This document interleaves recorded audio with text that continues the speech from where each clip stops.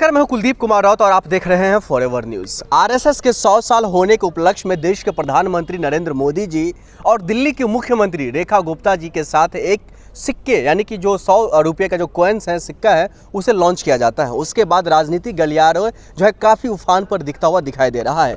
पक्ष विपक्ष लगातार इन मामलों को लेकर के बढ़ चढ़कर सोशल मीडिया पर एक्टिव होते हुए दिखाई दे रहे हैं। पक्ष का कहना यह है जो हमारी संगठन यानी कि आरएसएस जो है वो 100 साल होने के उपलक्ष्य में हमने देश को एक नई चीज़ें देने का कामकाज किया, वो है 100 रुपये का सिक्का। तो वहीं दूसरी तरफ कांग्रेस पार्टी हो या फिर विपक्षीय पार्टी तमाम इस पर हमलावर होते हुए दिखाई दे रहे हैं और ये कहने की कोशिश कर रहे हैं जो 100 साल के उपलक्ष्य में आपने राष्ट्र के लिए, आपने देश के लिए और आपने देश के जो आम जन है उनके लिए क्या कुछ किया है। इन तमाम बातों में जो है काफ़ी गहनता से जो है एक तरीके से कह सकते हैं जो सोशल मीडिया पर युद्ध सा छिड़ गया है। इस पर सोशल मीडिया को लेकर के इन तमाम सवालों को लेकर के इन तमाम सवालों का जवाब ढूंढने के लिए आज मैं कांग्रेस नेता अरुण मलिक जी के पास आया हूं। मलिक साहब, आपका बहुत बहुत स्वागत है। किस तरीके से देख रहे हैं ये आरएसएस के 100 साल हो गए हैं, इसके उपलक्ष्य में देश के प्रधानमंत्री नरेंद्र मोदी जी, रेखा गुप्ता जो दिल्ली के मुख्यमंत्री हैं, इनके मौजूदगी में जो 100 रुपये का एक कॉइन, 100 रुपये का सिक्का लॉन्च किया है, ये देश को एक नई चीज सौगात में मिला है। इसको किस तरह से और कैसे देख रहे हैं? मोदी जी ने 2000 का नोट भी चलाया था ना। मोदी जी ने चलाया था 2000 का नोट, बंद क्यों हो गया? गुलाबी गुलाबी कहते थे, कितना प्रचार किया था।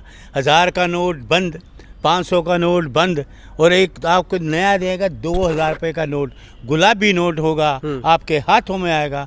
तो 2000 का नोट मोदी जी ने बंद क्यों कर दिया? नहीं, इस पर राजनीति होना कहाँ तक लाज़मी है? इस पर राजनीति क्यों होना चाहिए? मेरी बात ये, मैंने इनके सिक्के की फोटो देखी मैंने इनकी, राष्ट्रीय स्वयं सेवक संघ, इसमें लिखते भारत सरकार, लिखते भारत सरकार लिखते। ये 100 साल इन्होंने किया क्या? अंग्रेजों के मुखबर थे। जब देश में चल रहा था अंग्रेजों भारत छोड़ो, तो ये अंग्रेजों के साथ थे, उनके साथ मुखबरी करते थे।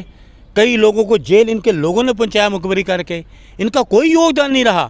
एक सुन लीजिए पूरी बात, कोई योगदान इनका नहीं रहा। एक आदमी की कोई भी इन्होंने अपने देश की शहादत नहीं दी। इन्होंने 1925 से 2025 तक उन्होंने जो जो काम किया देश के लिए, वो तमाम चीजों तो साक्ष्य के तौर पर पेश कर रहे हैं देश के सामने। अच्छा, तो आपको एक चीज बता दूं और मैं बताऊं क्या किया उन्होंने? आरएसएस ने क्या किया? 52 साल तक तो अपने उस पर झंडा तो फहराया नहीं। अरे अब फहरा देते, अब तो सत्ता इनकी है, सरकार इनकी है, सरकार इनकी है ना, तो आरएसएस पे हेडक्वार्टर पे तिरंगा फहरा दे तिरंगा। नहीं, अब फहरा रहे हैं, नहीं फहरा रहे हैं, आपने देखा, अब फहरा दे तिरंगा। अगर देशभक्त बनते हैं तिरंगा को फहरा दे। सुन लीजिए, ये सिक्का चलाने से कोई ये इन्होंने कोई काम नहीं करना। नहीं, इसमें आरएसएस के जो तमाम जो कार्यकर्ता हैं, जो लोग हैं, वो ये कहते हुए दिखाई दे रहे हैं जो हम दिखावा कम और काम ज्यादा करते हैं। और कहीं नजर नहीं आए आज़ादी की लड़ाई में, कोई ये नजर आए? बिलों में घुसे हुए थे, सिर्फ कांग्रेस के लोग थे जो आज़ादी के लिए कांग्रेस के लोग काम कर रहे थे। ये युवा कोई नज़र नहीं आए। इनके युवा का काम क्या है? आईटी सेल के बलात्कार करना, फिर प्रधानमंत्री का प्रचार करना, ये काम है इनका। देखा, हिंसा करनी, कोई बजरंग दल है, कोई कुछ है, ये हिंसावादी लोग हैं।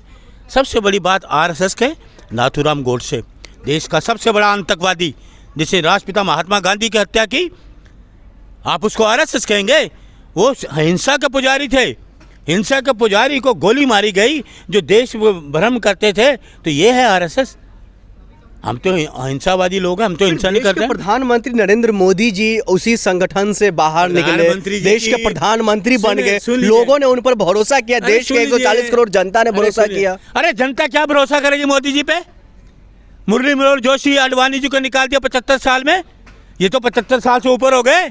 दिखाते ईमानदारी, ईमानदारी दिखाते हैं। कहाँ गई ईमानदारी? दूसरों के लिए तो आप कहते हो कानून है, तुम्हारे लिए कोई कानून नहीं है, क्योंकि तुम तानाशाह हो। तानाशाही से रहोगे, तानाशाही से रहोगे, वोट चोरी की मदद से रहोगे। क्या करोगे आप? ये तानाशाही है ना। देते हैं स्वयं कि मैं 75 साल का हो गया हूँ, भाइयों सारे मीडिया को बुलाते कि देखिए आज मैं इस्तीफा दे रहा हूँ। तो ईमानदारी होती ना, वही ईमानदारी नहीं। तो ये आरएसएस का कोई भविष्य कुछ नहीं था। ये सिर्फ 100 साल करने के लिए सिक्का चलाने से कोई अहमियत नहीं है।